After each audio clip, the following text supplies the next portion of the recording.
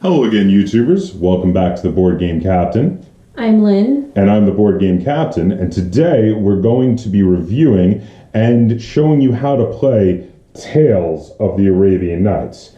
Now, Tales of the Arabian Nights was published by Z-Man Games and is a game by Eric Goldberg. And as you can see, it is the legendary storytelling game in the world of Aladdin and Sinbad, obviously based on Tales of the Arabian Nights. Is it 1001? 1001 Tales of the Arabian Nights. So the kind of stories you would see in there is what this is based on. It's a bit of a storytelling adventure game. And it's listed as for ages 14 and up for 2 to 6 players and 120 minutes. Shall we begin there? Because they are liars. If you want. The 120 minutes is where I want to begin. I would say that's for a 2-player game only. I don't know how, wouldn't you agree? I mean... Yeah, it's about an hour per player. It really is. And, I mean, I would say it's an hour each for 2 players, and it's between half an hour to an hour extra per player you add on, which kind of horrifies me about what a 6-player game of this might last. I mean, that's Twilight Imperium long. Mm-hmm. It really is. But that being said, that's not to say this is a bad game. I'm just saying that their time estimate is way skewed and is really only for a 2-player game. I think they probably put that there because they didn't want to scare people. Right. But I think it really should have been 120 minutes plus, because that's the shortest game I think we've ever played of this so far. Yes, it was when the first and second time we just played the 2 of us, and both times took 2 hours. Right. So, I mean, at 3 players, it goes like 2.5 to 3 hours, basically. Mm-hmm. All right. And for the 2 to 6, though, in that regard, I think this is really more of a 2 to 4 player game because of how insurmountably large it's going to get at 5 to 6 players. I mean, I don't even think I would want to play it at 5 or 6 players. Mm-hmm. I'm okay with this up to 4. I mean, what's your opinion on that? Would you play this at 6 players? I would. You would do it? I mean, it might only be once, but... But you would at least try it? Yeah. That's fair enough.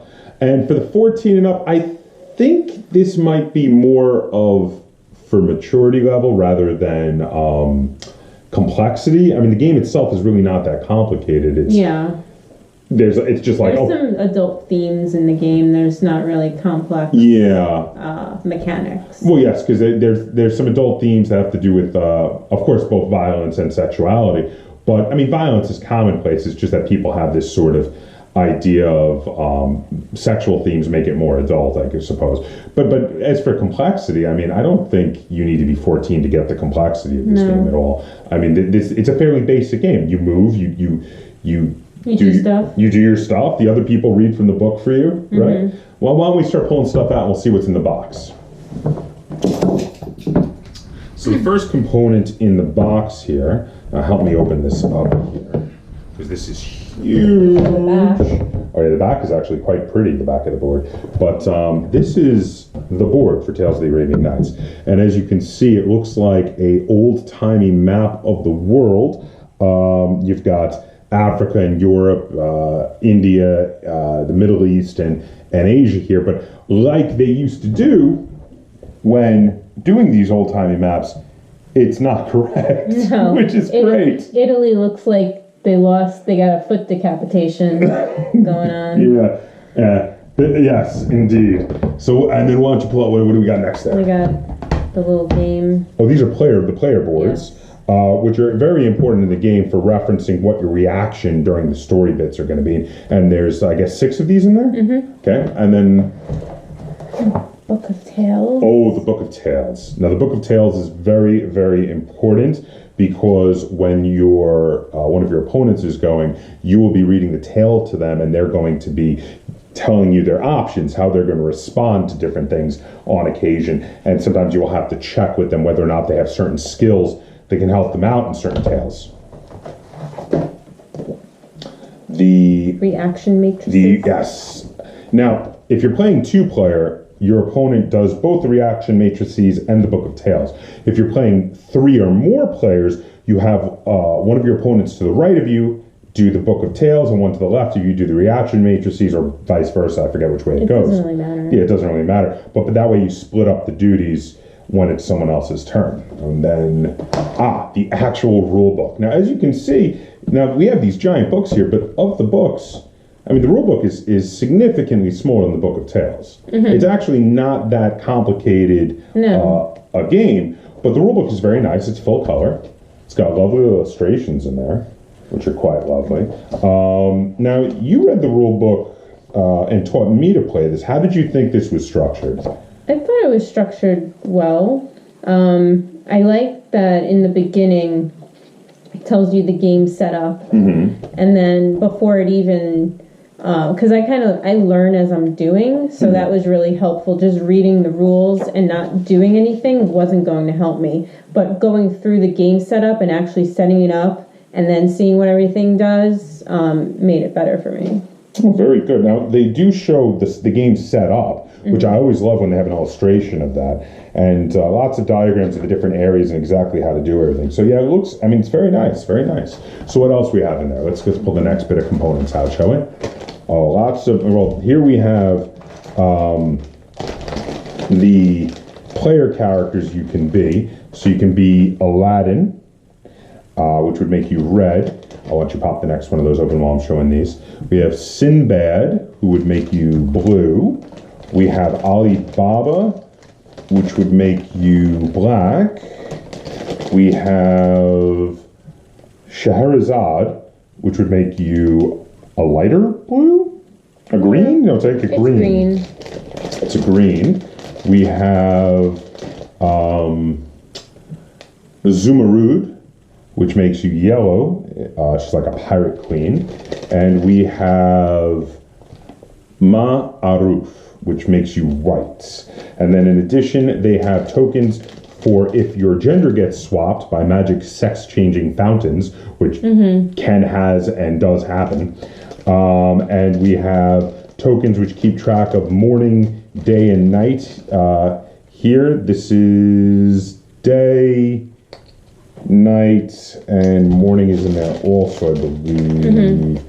And morning. And then what other kind of tokens we have? These are the abilities. Oh, yes, the skill tokens. So there's lots and lots of these skill tokens which get piled up next to the board. And skills can be all sorts of things. For instance, this is the seduction skill.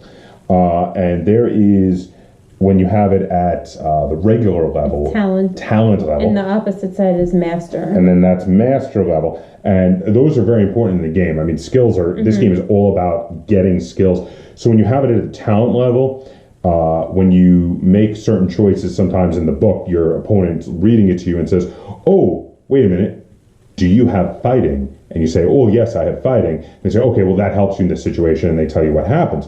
But when you have master, there's 3 possible branches you can go off of, usually based on a dice roll. But when you have master, your opponent checks to see if any of those branches before rolling might help you with your master level skill, and you can automatically go to that one, which is very useful, very useful. And then what else do we have there? We have the story points and destiny points. So now these are just tokens with numbers on them, and these are for at the beginning of the game, you secretly set your own objective of how many story points and destiny points you want to get, and you leave them face down in front of you and don't reveal them again until you achieve your objective, and then go to Baghdad? Yes, you have to go back to Baghdad and spend an entire round there. Indeed, and then and not be sent away by your adventure there. And then just the quest tokens, the wealth tokens. So these are tokens that are used to keep track of where your current goals are for your quests, destinations, wealth, all sorts of different things that usually have to do with the quest. And then I think, what else do we have in there? Just the cards? Just the card. Oh, comes with some dice. Oh, we've got 2 6-sided dice, and then there's a 6-sided fate die, which, if you're not familiar with fate die, it's just pluses and minuses and blank sides, and that's for what I was talking about. So if you're going to quest number 191, you then roll the fate die, unless you have appropriate master level skills. You roll the fate die, and if you roll nothing, you're still going to 191. If you roll a negative, a minus, you go to 190, and if you roll a plus, you would go to 192. And then this entire stack are the status deck. Yes, and these get separated out, not shuffled. I think there's probably 6 of each. There's crazy numbers of statuses. And statuses are all sorts of things that can be good or bad. For instance, this first status on the deck is a cursed, which is very bad. Very, very bad. But then there's blessed is one, which is very, very good. Or beloved, or beast form, or... Beast form isn't really No, that's not good. Or ensorcelled, or envious, or grief-stricken. Ensorcelled isn't good Or either. insane. Insane is terrible. Yes. That's a bad one. And these are things along with skills that you accumulate or try to get rid of as you go through the game. And then we have the main deck. well, there's a couple decks. Oh, there's the treasure deck. There's I forgot. the treasure deck. So the treasure deck is filled with all sorts of treasures that you can get while going on your adventures. And there's the quest And there's deck. why don't you show that one? Then there's the quest A quest deck. Well, you get a quest at the beginning of the game. Once you complete it, you get another quest. And So very straightforward in that regard. Again, this is an adventuring game. It's kind of like a RPG light. Everyone's their own character, but you're competing with each other, not co-op. Not co-op at all. And you go around the board and have to complete your quests to get new quests. And quests and adventures both can give you your main points, which are story points and destiny points. Yes. And which help you reach your goal, so then you can go back to Baghdad, be the first back after reaching your goal, and win. So now we're gonna well, the last deck is the encounter deck. the encounter deck, which then tells you what number you may need to These turn are- to. It can either be people or things that you encounter, or it can be a city card which you can then keep, and then if you make your way to that city later in the game, you can use it. And get a bonus, Yes. get bonus stuff from that city. And then if there are people cards, there's different numbers that you would turn to based on what Yeah. time of day it is, right? Yeah, like with the beggar, if it was morning, you would go to 86, and if it was midday, you would go to 91, and at night you would go to 105. So now let's head to the table. We'll set this up, and we're gonna show you how it plays. Then when we're done, we're gonna come back and we're gonna talk about how this game feels. We're gonna fully review it and rate it, and we're both gonna give you our opinions. Okay, so here we can see a 2-player game of Tales of the Arabian Nights.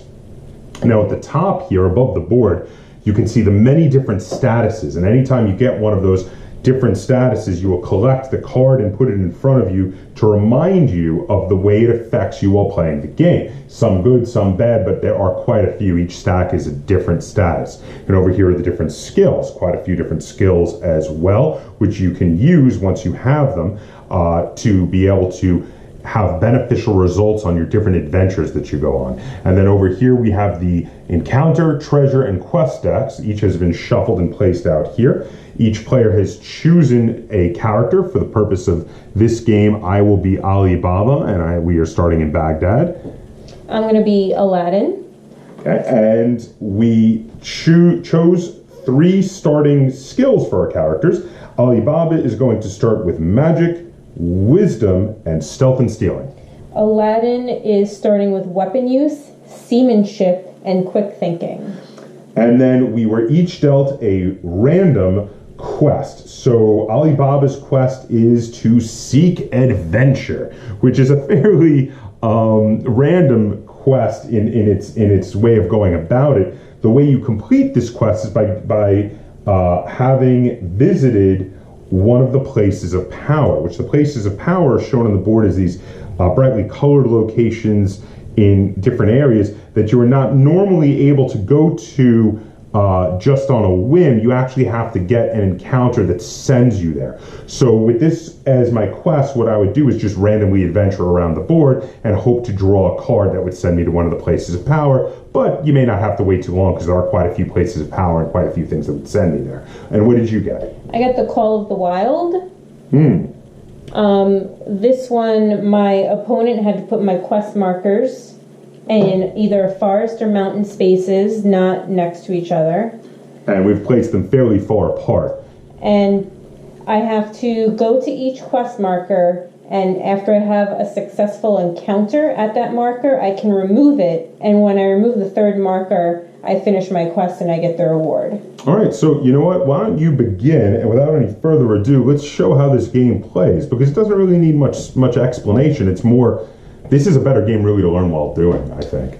Well, I am going to head to one of my quest markers. Oh, one quick note I forgot to mention is for movement purposes. Your movement is listed based on your wealth on this side of the board. We both start at the wealth level poor, which allows you to move up to 3 land spaces and 3 sea spaces. 2 sea spaces. Oh, excuse me, 3 land spaces and 2 sea spaces while moving. So that is, Lynn can possibly move a total of 5 spaces if she budgets them correctly. Well, there's only 1 sea space with going on. Well, it's 2. It's 1, 2, because they're both the I blue. didn't actually see. Well, there's also 1, 2, That's also 3, viable. 4. I can make it all the way to Adrianople, that direction. Well, don't forget you have to stop in Damascus. Oh, I do, don't I? 1, 2, 3. I can make it to Constantinople that way. That's also So I'm viable. going to go 1, 2, 3 land spaces. And the 2 sea And then spaces. 2 sea spaces, and end up in Constantinople. All right, so let's have your encounter in Constantinople, shall we? Yes. I'm going to pick an encounter card. It is a beggar, and the number on it is 86. Okay, so You pick it's morning, so you use the number by the morning symbol. at which point I take as her opponent, I take the Book of Tales, and I opened it to chart 86. And let's see. Now, Lynn will be rolling her 2 dice. 2 dice I and have to add the number of on the space. The space, if it has any. Some don't have any. And any numbers you get bonuses to on your current points, which we don't have. So, ooh. I think you're at the max 12 with their plus 2 from the space. Max So is 12. In 86, you have encountered a powerful beggar, Matrix C. So now Lynn has to look on her matrix chart there Powerful beggar. and decide what her response will be, while I have to look in the reaction matrices to see here what story I will go to based on her reaction. So powerful in C is what I'm going to go down to. I'm going to hire the powerful beggar. Higher. And that will send us to story 448. I have to roll the fate die. Roll the fate die to see if we go up or down. We go down 1. So 447 it is. Okay, so I'm going to turn to story 447. And spoiler alert, we're going to do a couple of the stories in here, but they shouldn't be big spoilers. The beggar is suspicious of your motives and questions you closely about why you wish and what you wish him to do. Now, do you have beguiling? No. After speaking with you, he is still dubious, but is willing to serve you for a fee. Okay, in which case, you gain 1 destiny point. So then I move my destiny marker up. You get -1 wealth to a minimum of poor. Oh, so I don't move anywhere. No. Yay. And you get a free skill of your choice Ooh. to represent the beggar, I guess, helping you. So what skill would you like to add to your repertoire? I am going to add luck. Ooh, a good choice. Luck is a good choice. So that was a very successful encounter there. Now it is my turn. Here you go. Now I'm going to go in a different direction here. Let me see. Where should I go? I'm gonna head off, I think, into Asia because I can go anywhere I like and just have some fun. So I'm gonna go 1. Let's go to Shiraz. Okay, so I'm just gonna have a random encounter in Shiraz. I have drawn the Rhinoceros card, which for a city tells me it is chart number 60.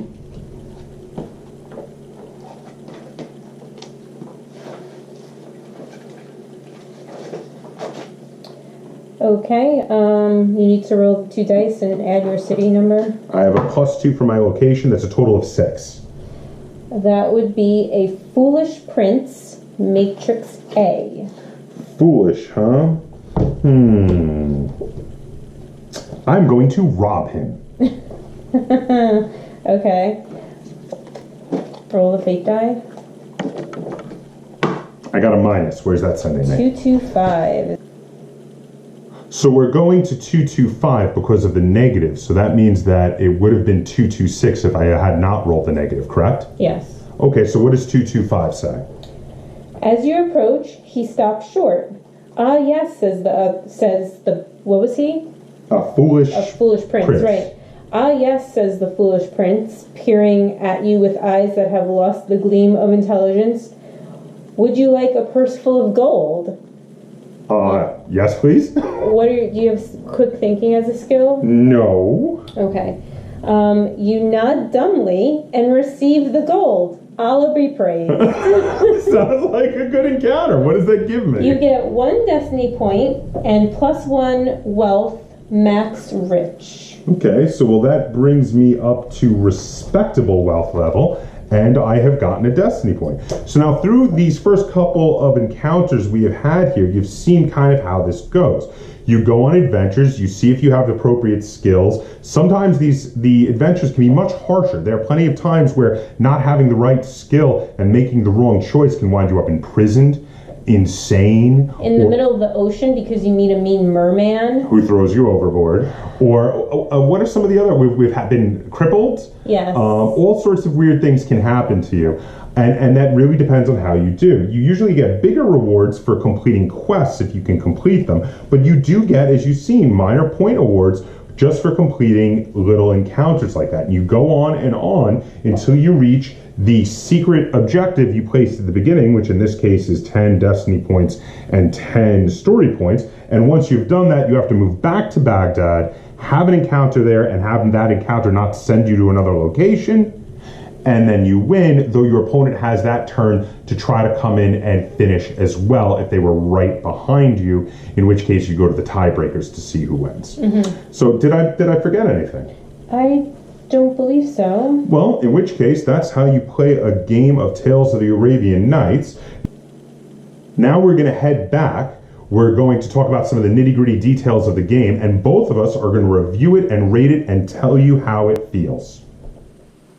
Okay, welcome back. So that was the gist of how you play a game of Tales of the Arabian Nights. Now we just went through 2 turns because I didn't want to spoil too many of the adventures for you in case you get the game. Those were 2 minor adventures we managed to roll, so there's no big spoilers there. But there are some really fun ones that you can come into, especially if you go to... It also depends on your choice. Like, you choose a different reaction. It's a totally different adventure. You're going to get a different number. Yeah, because if I chose to rob that prince, if I'd have chosen to, aid him, it would have been something completely different. There's something like almost 3,000 of those different it's crazy. Options in that book. It's insane how much work went into making that book. It's just, unbelievable.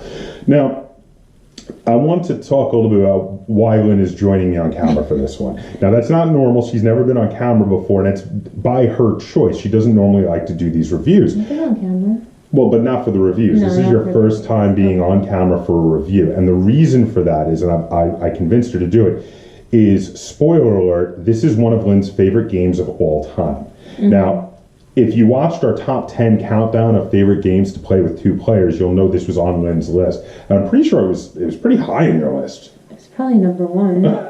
There you go. So Lynn absolutely adores this game, and actually, a quick amusing note. Between us filming how to play this game and coming here to film this, Lynn has convinced me to play a game of this tonight. So we will be playing this later. So this is why I convinced Lynn to join me, because she likes this game so much more than I do. You'll need me to give some negatives and be fair and balanced in that regard, because Lynn's going to have almost no negatives to talk about on this game, I don't think. Can you even manage to come up with negatives? It seems to end when I'm just, getting into it. So you're just wishing it was longer. Yeah. So this is a game, if this went all day, you'd be fine with that. I would be fine. Oh, is that why you're willing to play 5 or 6 I would want to players? keep adventuring. I mean, you're adventuring, and then someone is like, oh, I made my thing, and I'm like, no, I wasn't done.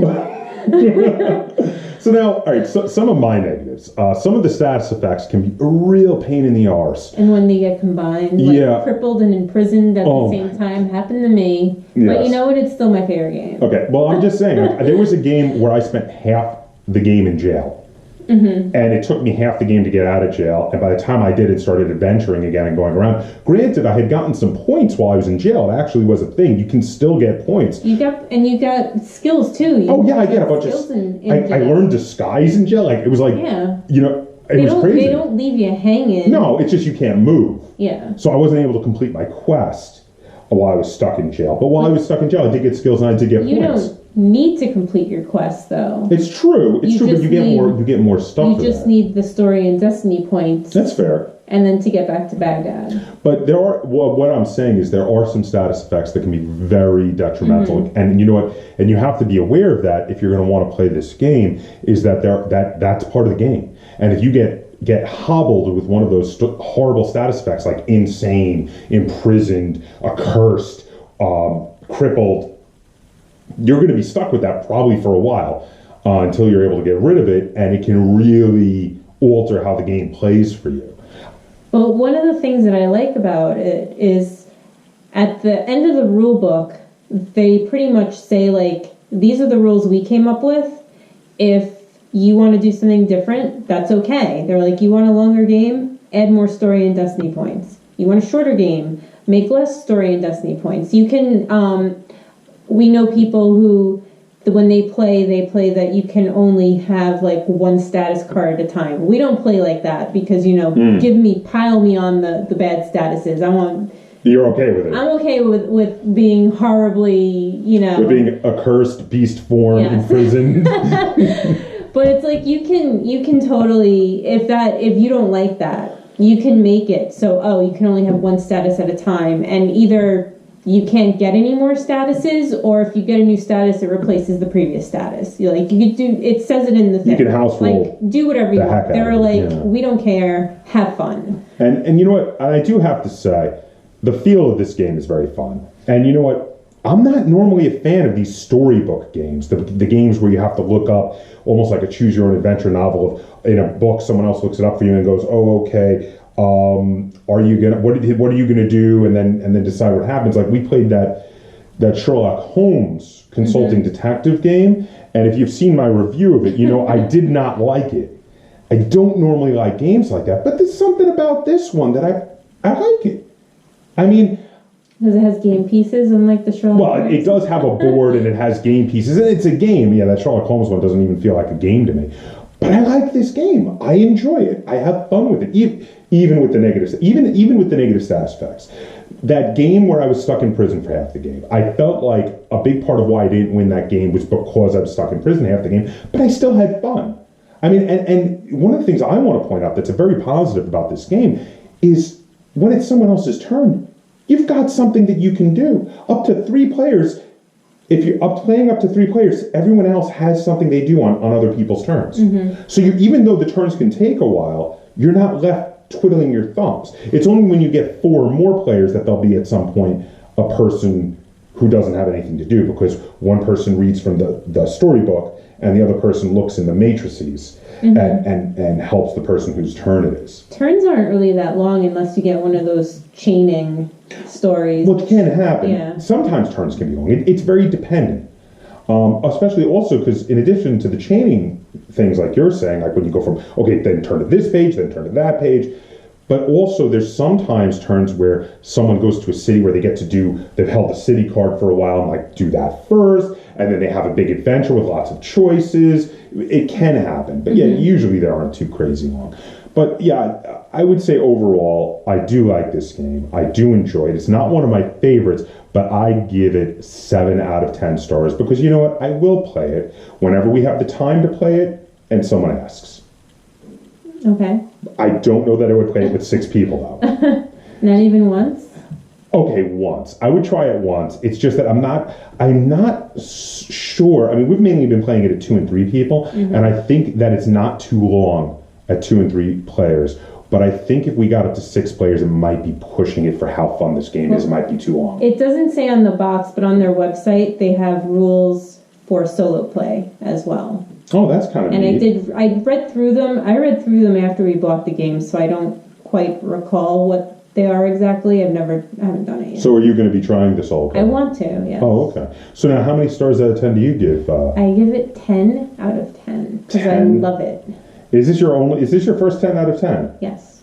Wow. Perfect score. So literally there's the only downside to you is you wish it would go longer and you wish you could play more. And that's it. Yes. Wow. So there you have it. But you know what? That is a 2 thumbs up review from us here at the Board Game Captain. Both Lynn and I quite like this game. She just likes it a lot more emphatically than I do. So there you have it. Now, have you played Tales of the Arabian Nights? Do you agree more with Lynn or more with me? Is it more of a 7 or is it more of a 10? Or how do you rate it? Do you dislike it? Feel free to comment down below. If you have any questions, comments, or concerns, either on Tales of the Arabian Nights or on this video, feel free to comment down below. And as always, if you enjoyed this video and you'd like to see us do more like it, please, please, please give this video a like, share this video, and if you haven't already, please subscribe to the Board Game Captain, that's Captain spelled with a K, on YouTube. And if you'd like to convince Lynn to do more reviews with me, make sure to comment on that down below too. And until next time, game on.